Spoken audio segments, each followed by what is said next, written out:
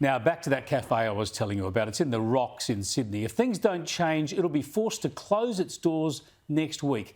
Here's the story as told by Channel 9 last night. I'm destroyed.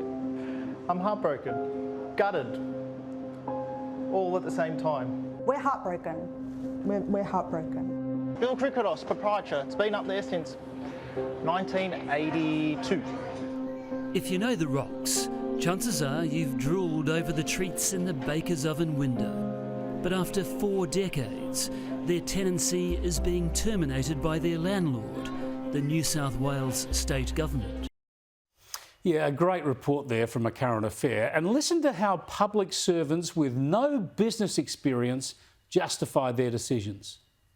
It's not a matter of simply taking money from someone. We need to make sure we go out into the marketplace, renew and refresh leases and licences, and make sure we're getting the best value for the people of New South Wales. Yeah, well, the Kriketos family and their customers are people of New South Wales. I caught up with Chris Kriketos earlier, and I put to him that this didn't seem to be about money. It seems the government just wants him and other tenants out. Yeah, it definitely appears that way. I mean, I don't know what's going through their heads. It seems that, yeah, we're just not good enough for the place anymore. Even though they haven't said that point blank, it just seems, yeah, I don't know what's going on. We're just here. We've survived a tumultuous 3 years, and you know, now that we're starting to get a little bit of traction, it just seems okay. On your bike. It's just terrible, but are you popular? It's obviously a big tourist area. There's some local clientele, but a lot of tourists. Are you popular? Is the cafe popular with people? Well, we definitely like to think so. I mean, we've had constant support, people walking in all day, people who have seen the recent media coverage, and people who just know about our story for some reason. So we've had customers talking to other people who know people, and the response and the support has just been amazing. What do you feel about the bureaucrats who are making these decisions? Public servants who have got no experience in small business actually closing yours down effectively? Yeah, it's very sad.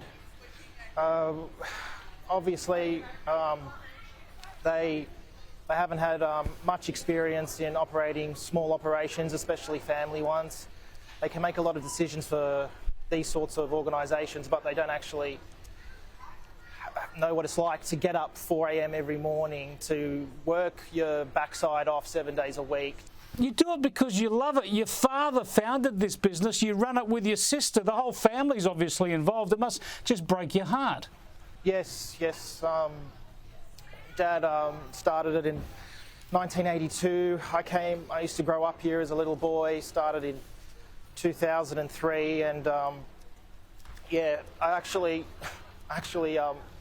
met my wife here. So there's a little bit of backstory to that, and it's very heartbreaking.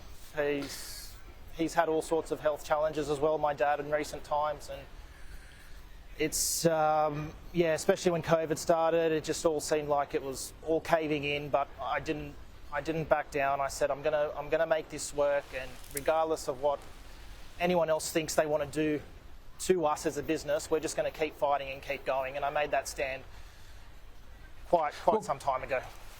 Well, Chris, you and your sister Val and your dad Bill, you can't give up. You've got to plea for common sense here. There's been a change of government in New South Wales, but this wouldn't even have reached the ministerial level till now. This is bureaucrats making government decisions. Now, a lot of small businesses have trouble with their landlords. State governments, any government, they should be model landlords.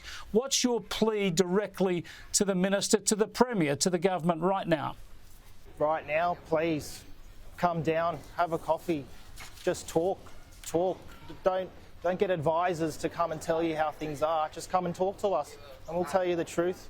We've done nothing wrong. We're just a small business operating for the best part of almost 5 decades, but we're just here doing our thing.